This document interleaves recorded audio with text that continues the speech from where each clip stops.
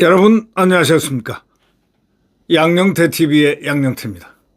오늘은 2025년 2월 8일이 되겠습니다. 토요일입니다.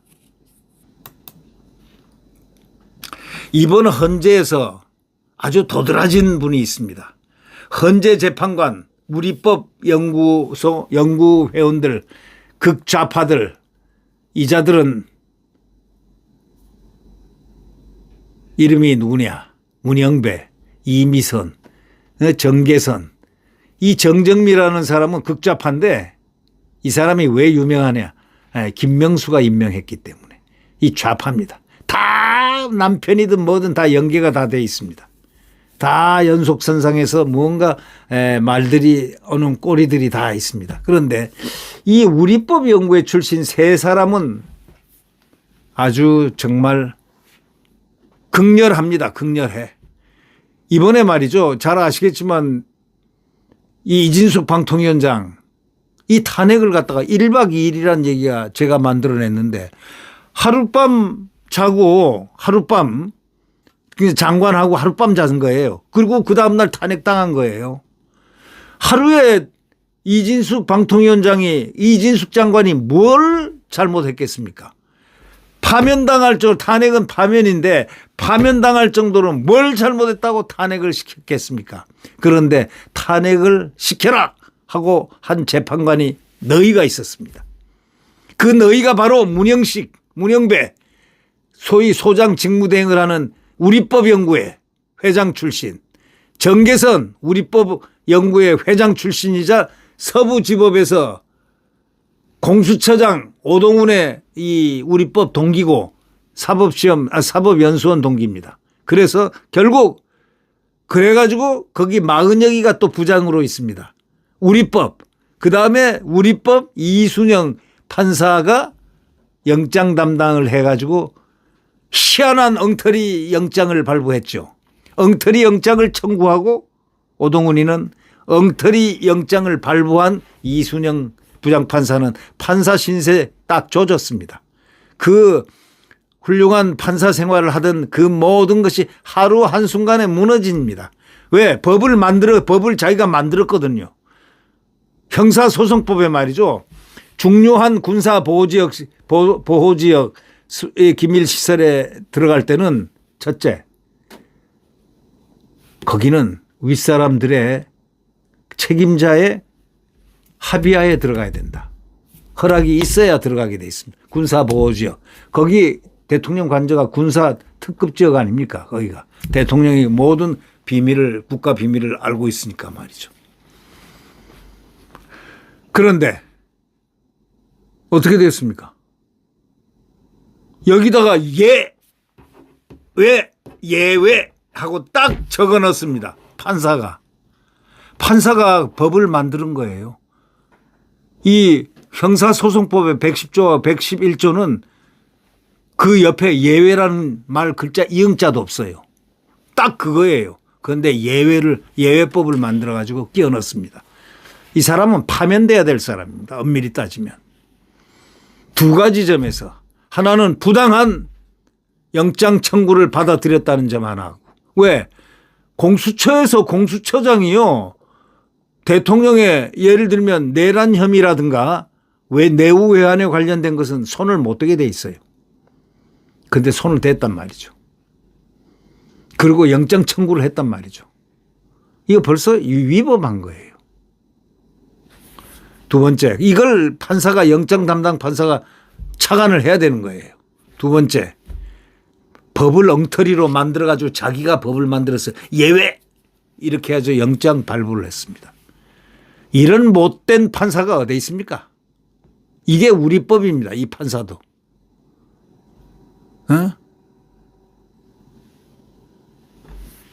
이런 자가 무슨 판사입니까? 서부지법. 그런데 세상에는 훌륭한 판사들이 참 많습니다. 이 헌법재판소에서 이 세 사람 우리법 연구회 출신들, 이 사람은 국민의 원성이 되고 있습니다.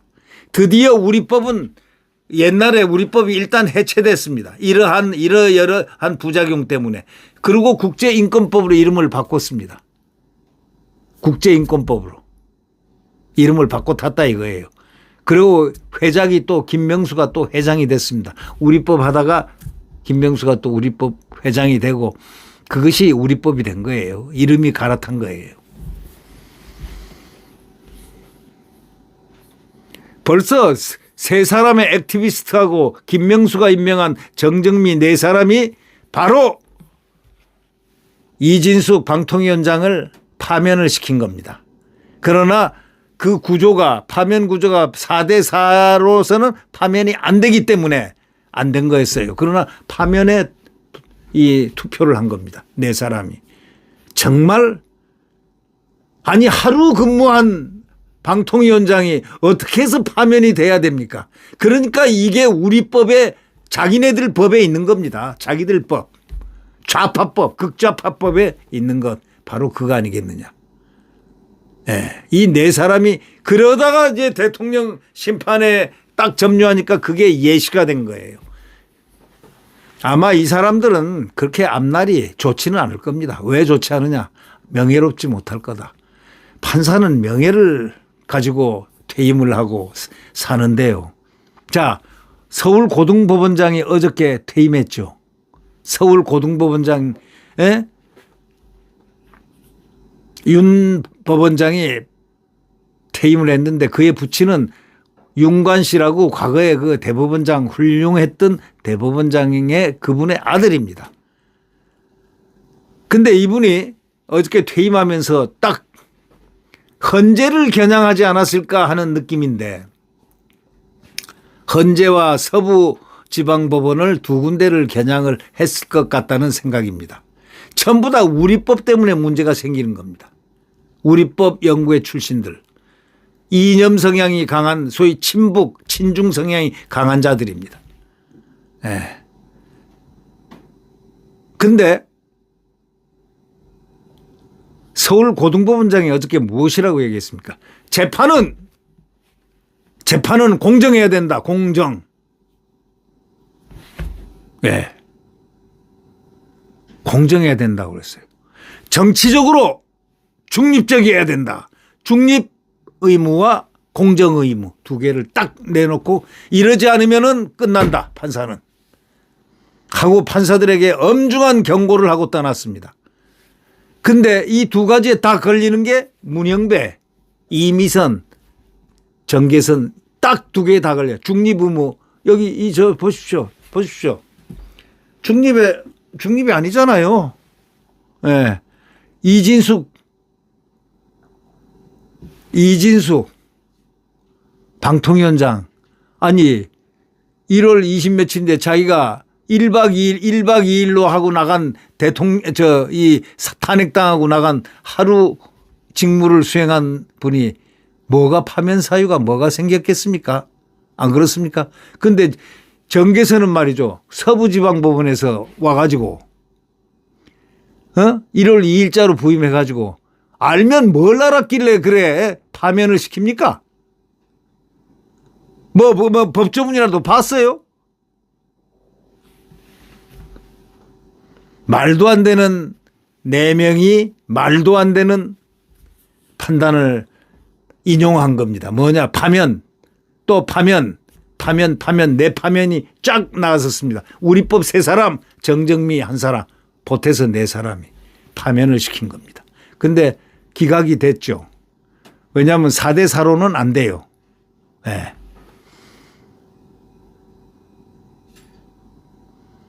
그래서 이진숙 방통위원장이 살아난 겁니다.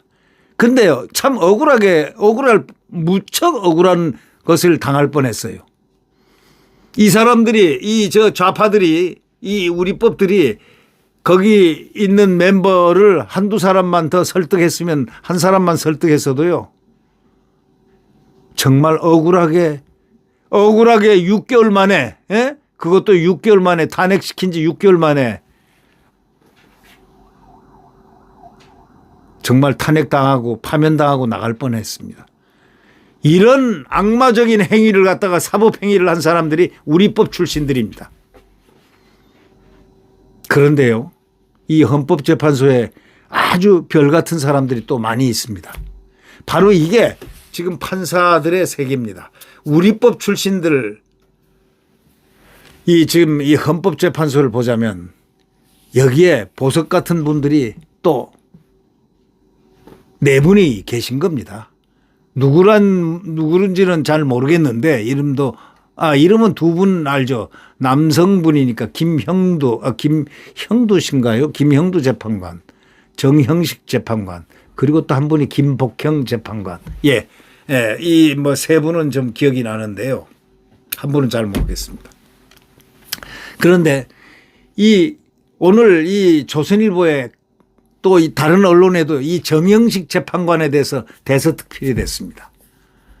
깐깐한 이 조선일보를 제가 보면서 제목을 얘기하겠습니다. 깐깐한 정형식 재판관, 탄핵 심판의 변수가 되나? 탄핵 심판의 방향이 휙 바뀐다. 바뀌는 변수가 되느냐, 이런 얘기입니다. 이 정형식 재판관에 대한 이야기가 오늘 기사화됐습니다. 송곳 질문으로 사건 실체를 파고드는 무서운 판사.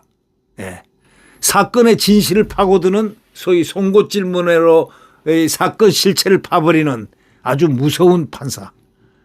판사들은 이런 분이어야 됩니다. 이렇게 송곳 질문으로 사건 진실을 그대로 파고들 수 있는 그러한 능력과 법리와 또 모든 것을 갖추고 있어야 되는 그런 부분인데, 이 정형식 재판관이 올랐습니다. 이 윤석열 대통령 탄핵 심판에서 주심을 맡고 있는 정형식 헌법재판관의 이 송곳 질문이 굉장한 국민들의 주목을 받고 있습니다. 아니, 국민 주목뿐이 아닙니다. 모든 판사들에게도 주목을 받고 있습니다. 법조인들에게 엄청난 주목을 받고 있습니다. 원래부터 인품은 훌륭하고 뭐 이런 게 소문은 많이 나 있다고들 합니다만은, 실제로 이 첨예한 이 재판에서 송곳 질문을 하는 이 질문을 보고 상대방들이 그냥 완전히 뻗어나가는, 왜? 진실을 파헤치니까. 그래서 주목을 받는 겁니다. 12월 3일 비상계엄 사태 핵심 가담자인 증인들에게 얼마나 날카로운 질문을 하고 얼마나 많은 지적을 했길래 이 사건의 실체를 파악하는데 이렇게 큰 역할을 했을까 하고 국민들은 생각하면서 법조인들은 놀라움, 경탄을 금치 못하고, 또 평가가 아주 법조계에서는 슈퍼 하이입니다. 대단하다 이겁니다.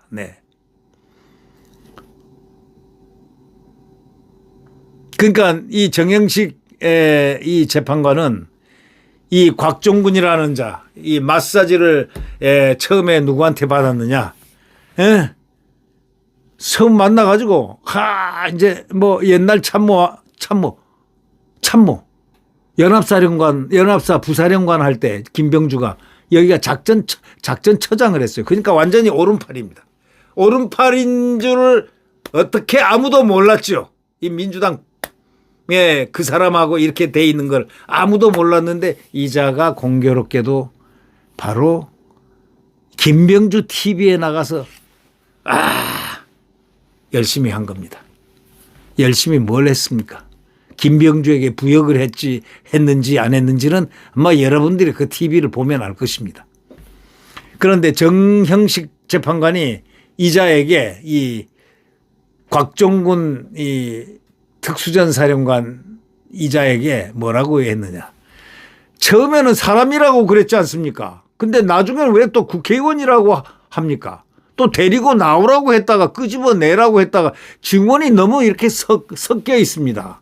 말이 섞여 있는데 생각과 해석을 빼십시오. 그냥 들은 얘기만 그대로 하세요. 내가 들은 얘기만 그대로 하세요.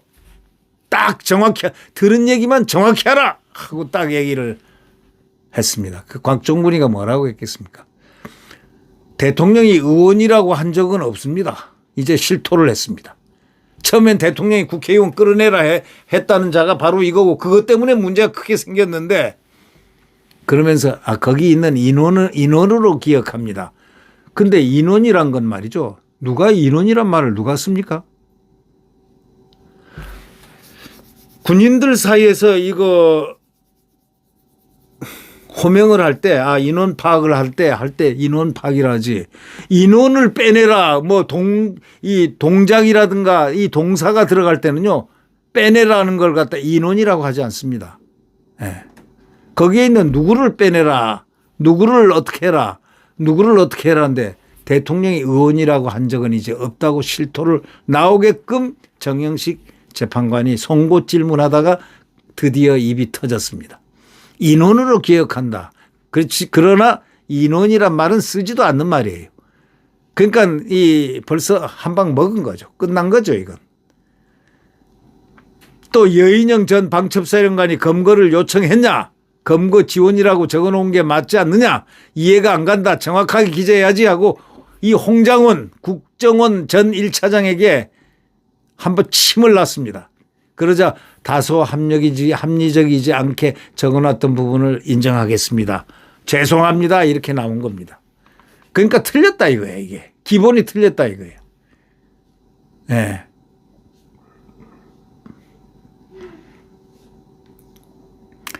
정 재판관은 지난 6일 날 열린 윤 대통령 탄핵 심판에서 증인으로 나왔습니다. 증인으로 나온 곽종군 전 특전사령관을 상대로 한 6분간 질문을 던졌습니다. 아주 송곳 질문입니다. 계엄이 진행 중이던 작년 12월 4일 0시 30분쯤에 윤 대통령에게 전화를 받고 정확히 무슨 말을 들었는지 캐물었습니다. 무슨 말을 들었냐 대통령에게. 끌어내라는 대상이 의원인지 요원인지가 논란이 됐기 때문에 바로 이자는 뭐라고 그러냐면 대통령이 처음에는 요원이라고 그랬다가 요원을 빼내라고 했다. 그 다음에는 뭐라고 말을 돌렸냐면 국회의원을 대통령이 빼내라 했다는 거예요. 예? 끌어내라고 했다는 거예요. 국회의원을 끌어내라고 한 말은요. 이거 엄청난 얘기입니다. 근데 하지 않은 얘기를 한 거예요. 이 곽 전 사령관은 계엄 직후부터 야당 의원 유튜브 국회 비상계엄 국정조사 특위 등에 출석해가지고 야당의 국회의원을 끌어내라는 지시를 받았다고 계속 주장했습니다. 아주 당당하게 아주 가서 이 다음에 차기 대통령은 이재명이라고 생각했을 수도 있어요. 그럼 내가 잘하면 육군 총장도 되고 잘하면 또 알 수 있어? 라고 생각했을지도 모르죠. 그 사람 생각은 그렇게 당당할 수밖에 갑자기 당당해졌어요. 네.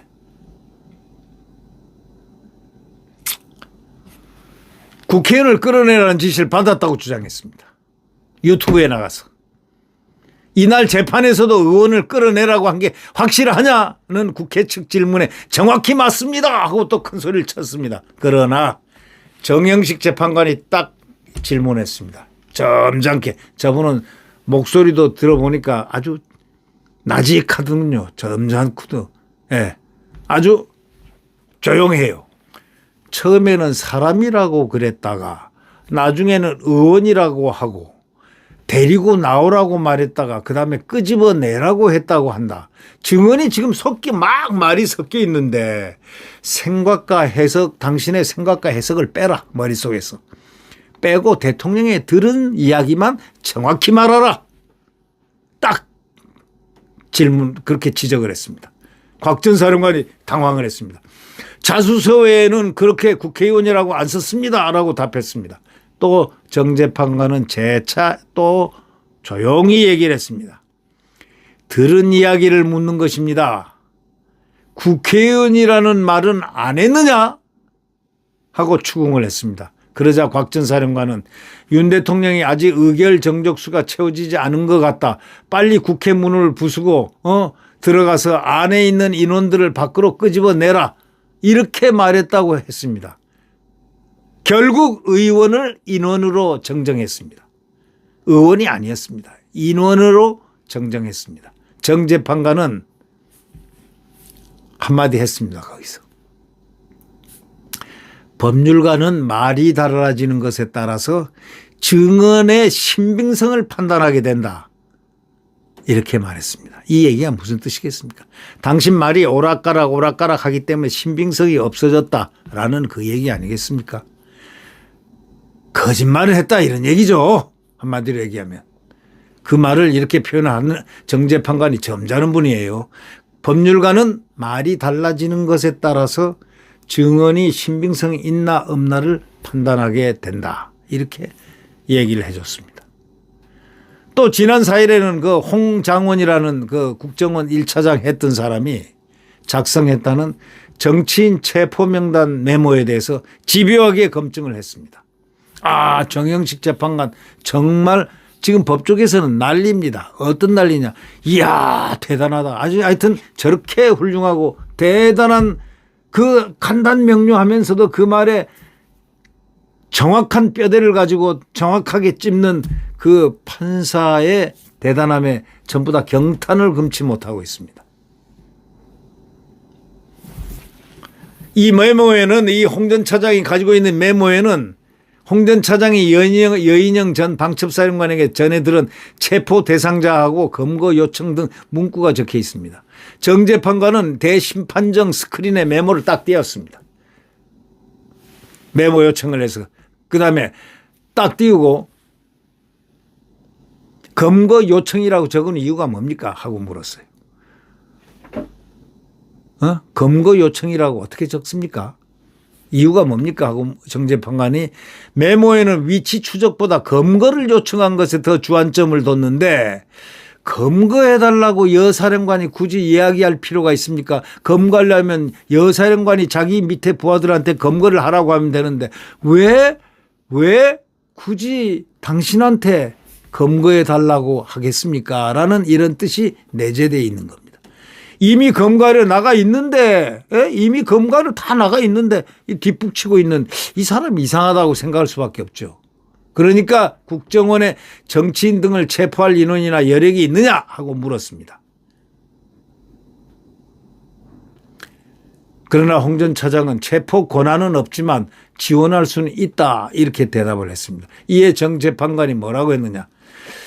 요청이 아닌 검거 지원이라고 적어야 했던 거 아니냐 그러면은 하고 지적을 했습니다. 홍 전 차장은 다소 합리적이지 않게 제가 잘못 적어놨던 부분을 인정합니다. 이렇게 말했어요. 벌써 이 사람은 X예요. X.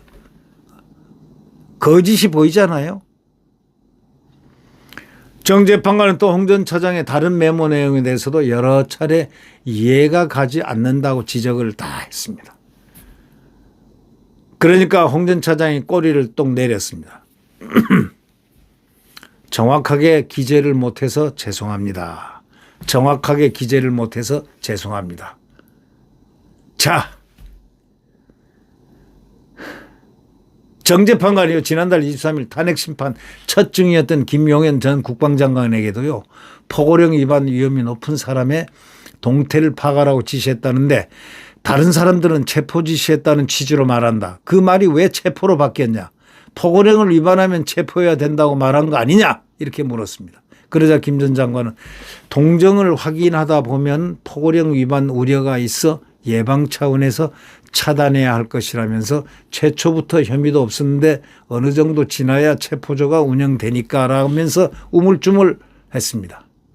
그래서 한번 지적도 받고 또 한편 김영두 재판관은 증인들의 증언을 끌어내려고 노력하는 모습이고 또 이진우 전 수도방위사령관이 사실상 답변을 거부했습니다. 김 재판관은 지시를 따랐는데 기소돼서 굉장히 억울하겠다. 증인이 잘못됐다고 따지려는 게 아니다라고 설득을 했습니다. 재판장인 문영배 헌재소장 권한대행 등 나머지 재판 윤관 6명은 상대적으로 질문보다는 듣는 데 집중할 수밖에 없죠. 이 정영식 재판관이 아주 돋보였습니다. 김영두 재판관도 상당히 활발했다는 얘기를 듣습니다. 두 분의 재판관은 빛나고 있습니다. 그럼 정영식 헌법재판관은 조선일보가 이렇게 소개를 했습니다. 이분이 어떤 사람인가. 이분은 제가 이렇게 찾아보니까 고등학교는 서울고등학교를 나오고 서울대학교 법과대학을 나왔더군요. 네. 1988년 수원지법 성남지원에서 판사 생활 시작하고 대법원 재판연구관은 엘리트들이 가는 데입니다. 네. 또 서울고법 부장판사, 대전고법원장 등을 거쳐서 2023년 12월 윤석열 대통령 지명으로 헌법재판관에 취임했습니다. 2013년 한명숙 전 국무총리를 불법 정치자금 수수 사건 항소심에서 징역 2년을, 2018년 국정농단 사건 때 이재용 삼성전자 회장의 뇌물 사건 항소심에서 징역 2년 6개월에 집행유예 4년을 선고했습니다. 실형을 빼고 징역 2년 6개월에 집행유예 4년을 선고했습니다. 아주 중요한 사건 고비고비마다 아주 명판결을 했다고들 법조계에서는 보고 있습니다. 네, 이런 훌륭한 분들도 헌법재판소에 많이 계신다는 사실을 우리는 또 알 수가 있습니다. 네. 여러분, 우리 대통령이 너무 억울하게 지금 영어의 생활을 하고 있습니다. 현직 대통령입니다. 세상에 자유민주국가에서 이런 법이 어디에 있습니까? 이것이 바로 한동훈과 이재명이가 결탁했습니다. 내부의 적, 이 당대표란 자가 하고 국민의힘 당대표란 자하고 이재명 야당 이재명이라는 범법 혐의자하고 같이 결탁을 했습니다. 해서 탄핵을 시켰습니다. 대통령. 다 거기서부터 불행이 시작됐습니다. 대한민국 국민을 쪼개놓고 대한민국 국민들, 이 보수 국민들을 전부 다 분열을 시켰습니다. 한동훈의 바로 죄과는 여기에서 시작됩니다. 국헌문란도 나중에 있었습니다. 국헌문란은 어떤 부분을 국헌문란을 했느냐. 한동훈은 한번 국민 여러분께 방송을 한 적이 있죠. 여당 대표가 중대 발언을 하겠다 해가지고 중대 발언을 했는데 국무총리를 옆에 배석을 딱 시켜가지고 국민의 힘으로 와라 해가지고 국무총리가 서열이 높은데도 불구하고 시건방지에 불러가지고 국민의 힘에 불러가지고 거기 마이크를 2대 세워놓고 한쪽은 국무총리가 서 있고 한쪽은 자기가 딱 서서 말은 자기가 주로 했습니다. 국무총리는 별말 하지 않고 경제 문제니 뭐 이런 국정 문제를 얘기했고 이자는 바로 대통령을 직격탄날을 했습니다. 여당 대표가 대통령을 직무정지, 오늘부터 직무정지한다고 선언을 했습니다. 이거는 쿠데타죠. 국민들에게 마이크로 들어라 중대 발표한다고 그래놓고 말이죠. 국무총리를 옆에다 딱 인질로 잡아두고 그 짓을 한 겁니다. 그 다음에 두 번째로 또 뭘 요구했냐, 뭘 선언했냐. 이게 국헌 헌법 문란이죠. 대통령을 갖다가 완전히 직무정지를 시켰으니까 당 대표가 이게 국헌 문란이죠. 이거는 국헌 문란, 이거 재판하면요 최고형 나옵니다. 최고형 내지 그 아래형, 아주 형이 아주 무겁습니다. 국헌 문란. 그 다음 두 번째 뭘 했느냐. 대통령을 조기에 퇴진시키면서 그 로드맵을 만들겠다 그랬습니다. 조기 퇴진 로드맵을 만들겠다. 완전히 살아있는 대통령을 갖다가 자기가 처단한 겁니다. 무슨 법에 의해서요? 없죠. 이게 국헌문란입니다. 완전히 탈법적이죠. 이거는 쿠데타. 그래서 쿠데타라고 합니다. 이 쿠데타 세력은 국헌문란자로 취급을 받고 만약에 성공하면은 모르지만 실패하면은 그의 형벌은 가혹한 겁니다. 가혹한 게 아니고 아니 대통령 골라 국민이 뽑은 대통령을 갖다가 직무정지를 시키고 조기 퇴진을 시키는 로드맵을 하겠다고 국민들 앞에 선언했으니 국민들 앞에 선언을 했으니 이 죄가 보통 큰 죄입니까? 네. 이런 억울함을 당한 대통령 정말 그분은 이 어려움 중에서 보십시오. 민주당의 예산 폭란, 인사만 해놓으면 장관이고 누구 인사해놓으면 탄핵, 자기한테 수사만 하면은 탄핵, 검사 탄핵, 장관 탄핵 그냥 막 시킵니다. 그것도 또 탄핵 폭란에다 그다음에 입법 폭란을 했습니다. 특검법 만들어 김건희 요것도 붙이고 일반 특검 뭐 이거 특검 김건희 또 특검 뭐 요거 특검 저거 특검 이거는 이름만 갖다가 기분만 나쁘면 그냥 하나씩 붙여가지고 김건희 여사를 제물로 삼았습니다.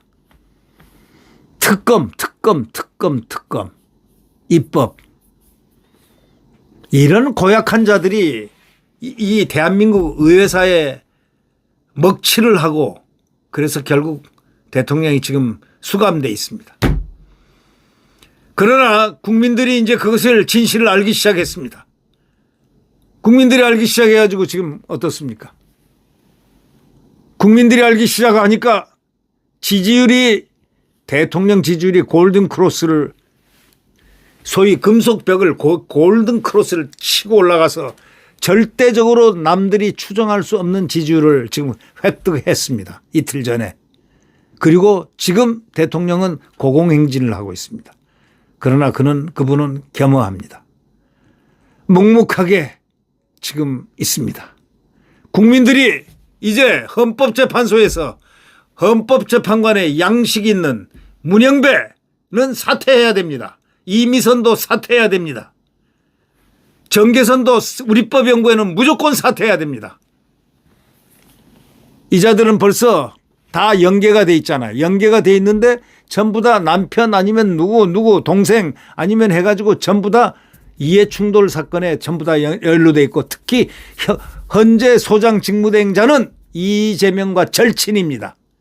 이재명과 절친이고 사법시험 같은 동기면서 그때 같이 이재명의 좌장이라고 일컬어지는 정성호 더불어민주당 의원과 이 문형배와 이재명이가 서서 노동법 공부를 같이 했습니다. 지금 이게 알려진 사실이죠. 이재명과 문형배는 얼마나 가깝냐. 이재명이가 문자를 할 정도로. 어떻게 문자요? 마누라 그러니까 부인 잘 계시냐? 부인께서 잘 계시냐? 하고 뒤에 히읗자를 딱 쓸 정도로 그렇게 가까운 사이입니다. 자, 그런데도 재판 기피를 하지 않는다면 이런 재판관 세상에 어디 있겠습니까? 그게 헌법재판소장 직무대행을 하고 있는 문영배란 자입니다. 그런 참전용사들한테 뭐하러 여기 왔느냐? 그렇게 한 사람입니다. 뭐하러 여기 왔냐? 북한을 갖다가 진격을 해서 통일하려고 북진 통일하려고 하느냐라는 식으로 얘기를 했고요. 이 사람은 노암 촘스키를 좋아하는 사람입니다. 그렇게 소문이 나 있습니다. 노암 촘스키는 뭐냐? 미국에서 반미, 미국 사람인데 반미주의자입니다. 미국을 싫어하는 바로 그런.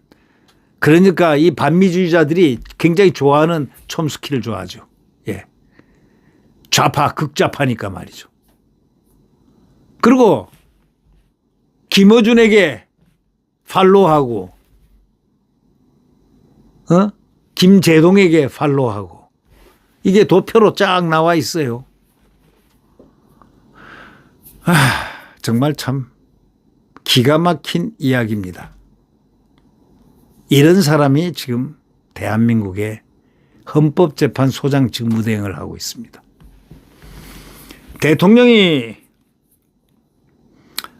체포된 건 아니죠. 왜냐하면 살상을 날까봐 먼저 제 발로 대통령이 걸어서 내가 나가야 되겠다. 안 나가면 여기서 틀림없이 유혈사태가 나면 우리 국민들이 다친다. 우리 국민, 경찰도 내 국민이고 경호처도 내 국민이고 우리 시민도 내 국민, 우리 국민인데 우리 국민이 다쳐서는 안 된다. 내가 나가주마 하고 스스로 체포의 길로 접어들었습니다. 자, 우리 이 대통령의 바로 이 태도를 한번 우리는 이 고뇌를 한번 생각해 보십시오. 다른 분 같았으면 뻗댔을 겁니다. 그러나 제 발로 걸어 내려왔습니다. 그리고 호승차에 탔습니다. 체포당해 준 거죠. 네. 체포하라. 그렇게 한 건데. 그래서 인치가 된 공수처에 인치된 첫날인데 인치가 됐으니까 그 내일 있는 그 소위 말해서 변론기를 연기를 해달라. 대통령 현직 대통령입니다. 근데 노! 이미선이가 노 했습니다. 그대로 한다. 세상에 이렇게 잔혹한 자들이 어디에 있습니까? 우리 법은 그렇게 잔혹했습니다. 우리 법은 너희들 법이 됐습니다. 너희들에 해당되는 거야. 문영배, 정계선, 이미선한테 해당되는 법이지. 야, 그렇게 가혹하게 자를 수 있습니까? 그리고 막 땡겼습니다. 빨리. 기일을 갖다 일주일에 2번씩. 왜 땡겼을까요? 이재명이 빨리에 맞춘 겁니다.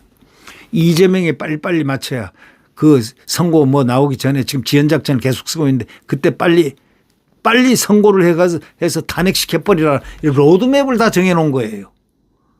한간에서는 로드맵을 다 정했다. 이미 다 목표를 설정해놓고 지금 빨리 하는 형식의 논리로 간다.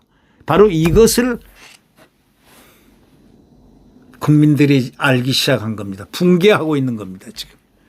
자, 우리 윤석열 대통령을 위해서 여론전에 강력한 여론전을 여러분들이 펼쳐나가야 되겠습니다. 우리 국민들이 함께 넓은 여론전, 깊은 여론전, 높은 여론전을 펼치면서 대한민국 방방곡곡에 윤석열 대통령을 하이해야 되겠습니다. 억울함을 얘기해야 되겠고 이래 돼가지고 안 좋은 거 이 함정을 파가지고 대통령을 이렇게 만든 못된 자들을 갖다가 심판을 하는 바로 우리 대한민국 국민의 여론이 거기에 초점이 맞춰져야 되겠습니다.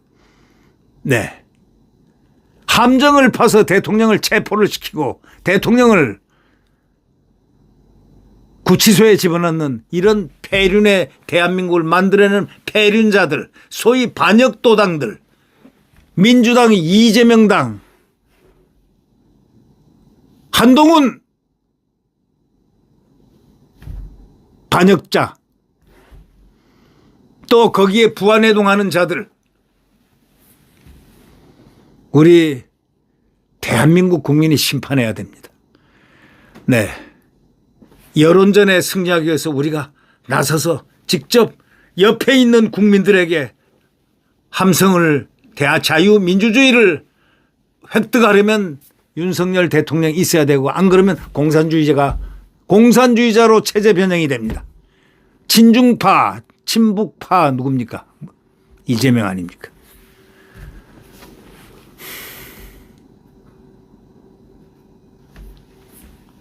여러분, 우리 윤석열 대통령을 위해서 제가 파이팅 2번 하고 오늘 뉴스 파이팅 끝내겠습니다.